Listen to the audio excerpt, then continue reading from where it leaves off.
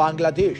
बीते कुछ समय से भारत के ये दोनों पड़ोसी देश पीठ में चाकू घोंपने पर तुले हैं। मालदीव के बाद अब बांग्लादेश में भी भारत विरोधी अभियान देखने को मिल रहा है। वहीं बांग्लादेश, जिससे दोस्ती निभाते हुए भारत ने पाकिस्तान से लड़ाई मोल ले ली थी, लेकिन जहां भारत एक और दोस्ती निभाता रहा, वहीं बांग्लादेश मालदीव के गद्दारी के रास्ते पर चलने लगा है।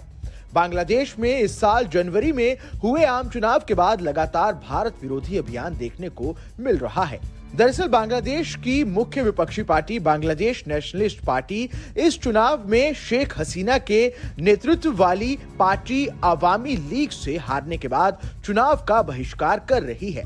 ऐसे में पार्टी ने भारत पर चुनावों को प्रभावित करने का आरोप भी लगाया है। इसके बाद से ही बांग्लादेश में सोशल मीडिया पर इंडिया आउट अभियान देखने को मिल रहा है। ये अभियान भी मालदीव में चुनाव प्रचार के समय मोहम्मद मुइज़ू की ओर से चलाए गए अभियानों की तरह ही है। एक मीडिया रिपोर्ट के अनुसार इंडिया आउट अभियान के तहत बांग्लादेशी जनता का एक वर्ग चुनाव में अवामी लीग की भूमिका को लेकर नाखुश है। अभियान समर्थकों का कहना है कि भारत का अवामी लीग को समर्थन अपने आर्थिक और सुरक्षा हितों की रक्षा के लिए है।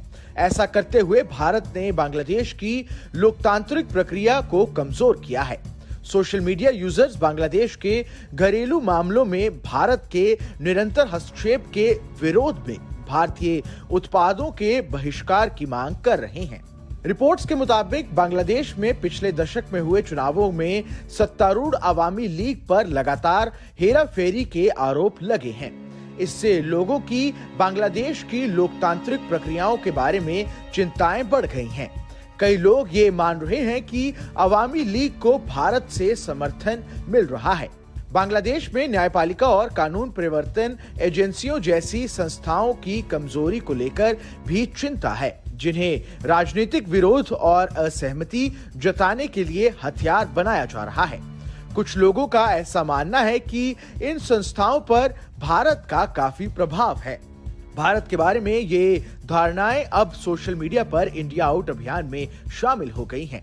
ऐसा ही एक भारत विरोधी अभियान मालदीव में भी चलाया गया था, लेकिन जल्द ही मालदीव की अकल ठिकाने लग गई। इसके बाद भारत सरकार के एक्शन और भारतीय टूरिस्ट के बॉयकॉट मालदीव अभियान से मालदीव को बड़ा झटका लगा है और अब आलम यह हो गया है कि मालदीव के पूर्व राष्ट्रपति ने मालदीव के लोगों की ओर से भारत से माफी तक मांगी है।